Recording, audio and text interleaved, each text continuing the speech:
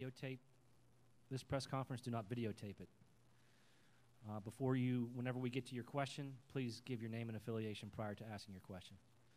And we'll open up the podium to these guys. Howie Kasoy, New York Post. Said, you've been here a couple times now. I'm just curious what you've taken from the past couple experiences and how maybe this one's different. Nothing like a March Madness game. You know, the energy's going to be good. You know, we're facing a really good team, and we're just excited to get out there. You know, since we have experience, we're going to try to set the tone for the new guys who've never been here, because it probably could be overwhelming at first. But, you know, I think once everybody gets a few plays down the court, the adrenaline will start running, and everybody will be fine.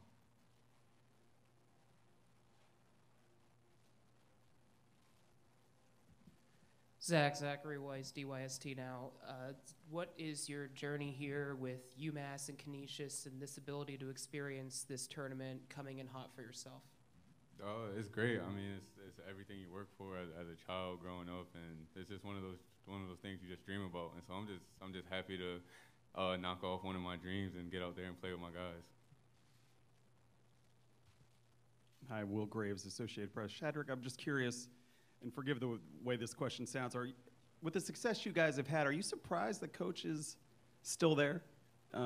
Because what happens is, you know, traditionally guys have success in this league, and then they go up, and Iona's had a bunch of guys that have gone to another level. I mean, why do you think he's stuck around?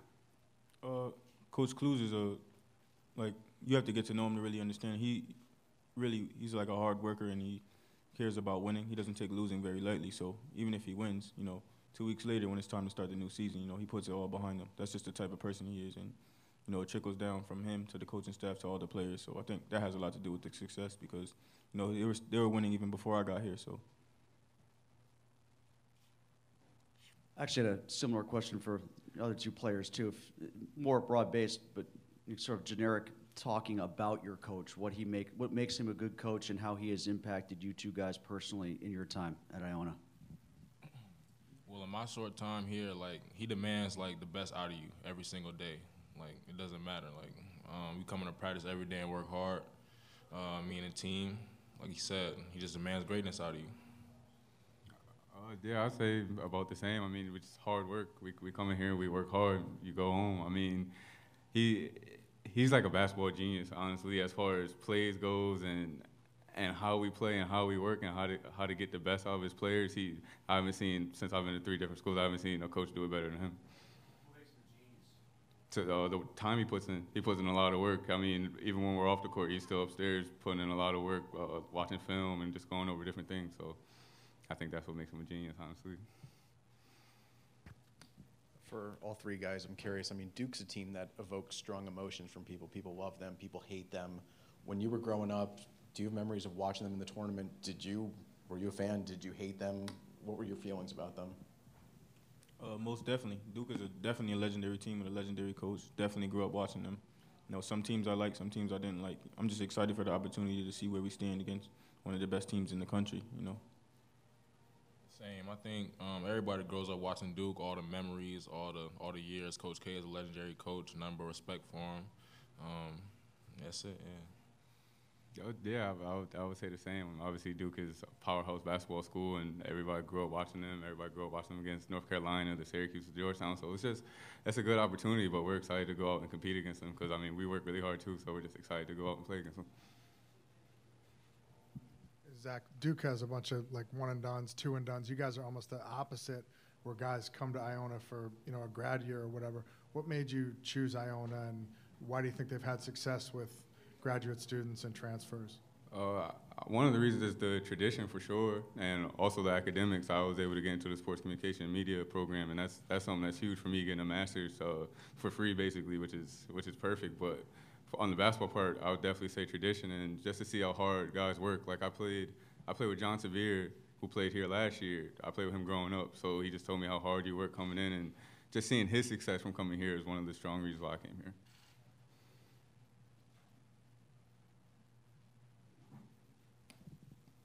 You guys obviously know, for all 3 guys, I mean, you guys are big underdogs. Do you look at how well you shoot from the perimeter as kind of the wild card, that if you guys get hot from outside, that can kind of be your anything can happen kind of day? That could make a huge difference. they can make a difference. But you know, we're known as a 3-point shooting team. But once you step on the court, you never know how the game's gonna go. We had bad shooting nights where sometimes the inside guys carried us. So we're gonna go out there and take what the game gives us. Same. I feel like if we get hot, we can compete with any team in the country. Like regardless of what the name is, they tie on their shoes the same way we do. Like we gonna go at them. Yeah, I think we're just here to compete. I mean, we got 40 minutes to play a perfect game, and that's what we're going to try and do. It's us against them. We're not really worried about their tradition, their great powerhouse success, and things like that. It's just 40 minutes, one day. We just got to be better than them for that one day. So.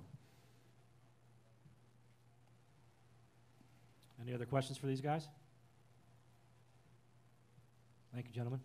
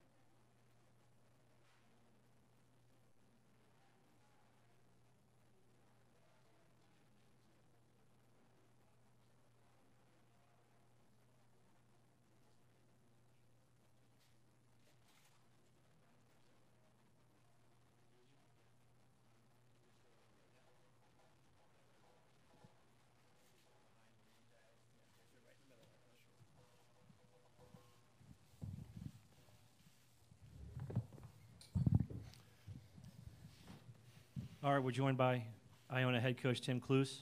Just a few announcements before we get started. Again, you can audio tape this conversation, cannot videotape it and put it on social media. When I get around to asking questions, please give your name and affiliation prior to asking your question. Coach, if you want to do an opening statement, and then we'll open it up. Yeah, I just want to say our Iona College and our team are really, really excited to be here and be a part of the big dance and get an opportunity to play against one of the best teams in the country, and we appreciate the hospitality of everybody. Questions for Coach? Hi, Tim. Will Graves, Associated Press. Forgive the bluntness of this question. The way it works in a lot of places where you're in a one big league and you have a lot of success, you know, other places come and say, hey, why don't you come here? It's more opportunities. I'm just curious what's kept you at Iona for that long, and have there been any close calls in the last 7 years? What's kept me at Iona is probably the same thing that's kept me on Long Island my entire life, family. I love it there. I love the people that are involved. My family has gone through some medical issues for many years, and being there is the most important thing, not uprooting my family just to chase a job around.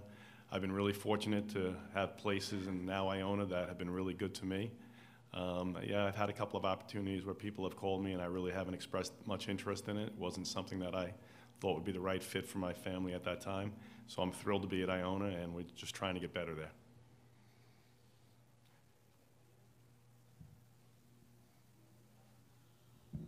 Tim Benz from Trib Live. It's a little bit of a similar question here in the sense that I was curious as to what you might like about coaching in one of the smaller conferences. Is there a sense of security? Is there more of a sense of partnership between you and the athletic director's office, for instance, as opposed to when you get to a Power 5 school and if you don't win in 2 years, you might be gone? Well, in fairness, I don't know what it's like at those schools because I've never worked at one. I worked my way up through high school to where I am now, and my AD and my president are terrific. And I can walk into my AD's office anytime, or he can walk into mine, and we can have a million conversations that relate to our team or anything around school that we may need assistance with.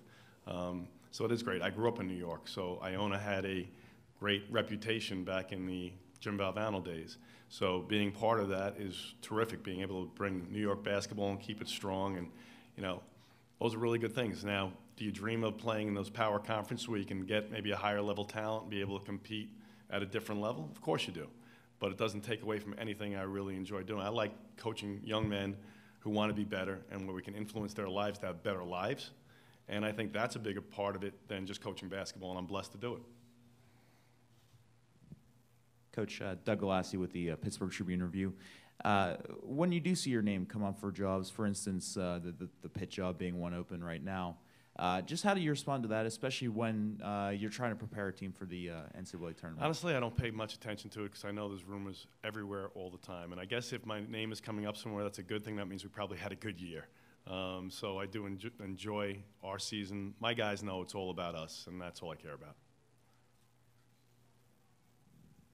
Howard Kasoy, New York Post. Tim, there have been some 2-15 upsets over the years. I mean, Duke had one happen to them 6 years ago. I don't know how much history the guys know. I mean, do you give them specific examples? Have you shown them video or talked to them about, these are times where it happened and they know? Absolutely. Absolutely. You want to put some confidence into them that it can happen. When you go into every basketball game, you have to think you have an opportunity to win. Even if it's going to be I have to do this, and this, 100% correct. You still have a chance. So you have to remind them that teams have been beaten. You have to sit similar opponents. Like St. John's, we were in the game with 7 minutes left. We could have cut it to 4. We turned it over twice. St. John's beat Duke. So we have to use those references. We're going to reference how we played at Syracuse. And in our feelings, if the game wasn't there, we may have won that game because a few calls late changed that game. Okay, so we know how they competed against Duke. Now we know we're playing against a tremendous, tremendous team, and that we have to play the best game we've played probably in some of our guys' lives. But that's why you play the games. It's a great opportunity.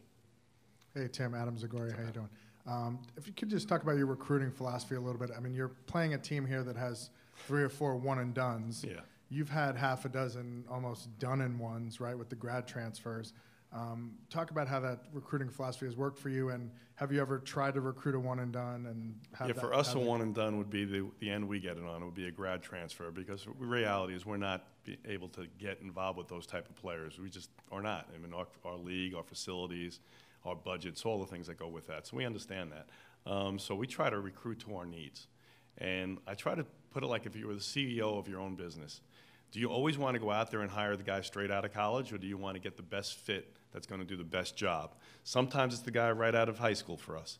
Other times it's a need that is somebody who's a transfer, someone who's a junior college player, someone who's a grad transfer.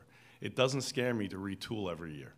I don't want to go into it and say, if I bring this whole group in 4 years from now, I'm going to be good. Because even at our level, that window of sitting around, if you don't do well, there's not a lot of patience even at our level anymore. So we understand that. I want to be good every year. I want to challenge for a title every year. So I think we recruit to that, and we recruit players who understand that, have a little chip or a little edge, and want to work really hard. I mean, really hard. And we lay it on the line when they come. I don't tell them how good they are. I tell them how good I think they can be. And then I'll talk to them about how hard they're going to have to work. And if they don't have a great work ethic and don't want that, don't come to Iona. And I think we've been fortunate to get guys who have really bought in and helped us be successful. Tim, Luke DeCock, Raleigh News and Observer. You guys actually have more players who have played in an NCAA tournament game than Duke does. Is there any kind of advantage to be gained by that? And also, completely on a different note, but you mentioned it, is there any, what's the Jim Valvano legacy at Iona these days? So two Right, very so different. I'll start with the first one. I don't know how much playing, 4 guys I think we have, 4 or 5 that have played the NCAA tournament, and none of them were our big stars. So I think it's going to help them as far as a comfort zone, excuse me, of being out there and knowing what the emotion is going to be like during the game, before the game, and everything we're going through right now, and they can share that with our other players. But talent is talent. Okay, when you get on a basketball court as a player, 2 minutes into the game, all that adrenaline is gone, and you're just playing basketball, and that focus disappears. You don't know there's anyone around you. You're just locked into what's going on. So, you know, I'm not quite so sure that matters. Now, Jim Valvano's legacy is a huge one at Iona. Obviously, we all know him from his days at North Carolina State, and then everything that happened to him and his passing, and the Jimmy V Foundation that's been phenomenal for so many people, and having a family who's really taken a lot of blows from cancer. It's one of the best things around that they do that, and they help so many people. We try to keep up that legacy, and that was, when I got there, it was one of the things I wanted to do, is keep the legacy of those coaches and those successful programs before us, and that's what we're striving for every year. Back. Hi, Tim. Mark Herman from Newsday. 2 things. I wanted to find out how much have you gotten out of it? How much has your team gotten out of these trips here to the NCAAs? And also, just what does this all mean to your family? It's phenomenal for our team, for our school, for our family. To be able to make this for me personally, it keeps my brothers alive. Them and my parents are the reason I got into basketball, and with the losses I had, basketball saved my life.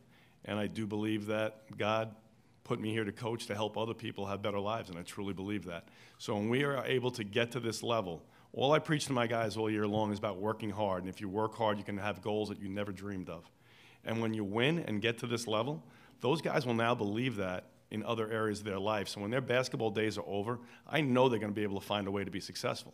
And having done it as long as I have so many players who come back and point to all the hard work and all the discipline and all the accountability that they had because of our programs, and how successful they are now in life. And a lot of these players came from nothing. So that's where my pride comes and my joy comes, is watching them have better lives and being able to prove, see, you worked hard, something good happened, continue to work hard in your life no matter what happens, no matter what obstacles, and dream big. Hi, Tim. I'm Amari Sanko for the Pittsburgh Post-Gazette. You have a former Robert Morris player and Isaiah Still. I know he's not here. He's had the season out, but I was just curious, how is he acclimated to the program? He's doing great. We were just talking about him outside, actually. He's a tremendous young man. He's working really, really hard, talented. I think he's going to have a phenomenal 2 years with our program, and we're really happy to have him. Tim, you guys have obviously played some powerful teams in the past couple of years in the tournament, but is the mental preparation for the team any different with Duke, just because there's a different cachet to it? There's a different brand name that they've been watching this team since their whole lives, basically. Yeah, I think it is, and I think it's a good thing. I think our guys are really excited about the opportunity. If you can't be ready to play Duke, there's something wrong with you. So when you look in that mirror, you know that you've got to give it everything you have. And the line I said to them before is, don't die wondering. Don't die wondering. Don't die wondering what could have been if you played as hard as you could. So go out there and let it all hang out.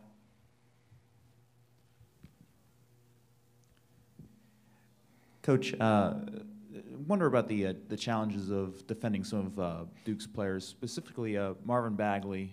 Is he kind of the number one guy that you try to limit, and then just what are some of the things? Yeah, it's he one does? 1A, 1B, 1C like that. I mean, if you want to start on the inside, their size is a challenging task to our team because we do not have bodies that big, and he's just a tremendous player.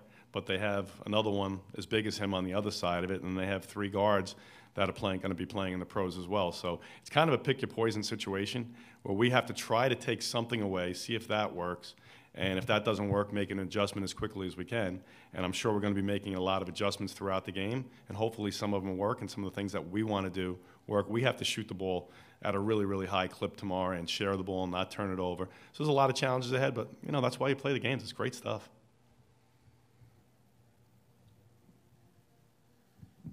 Tim, Zachary Weiss, dystnow.com. We had Zach in here earlier, and he was talking about how big John Sevier was in him coming. Just what was the thoughts behind Sevier coming here, and how did that maybe help you see Zach and go from there?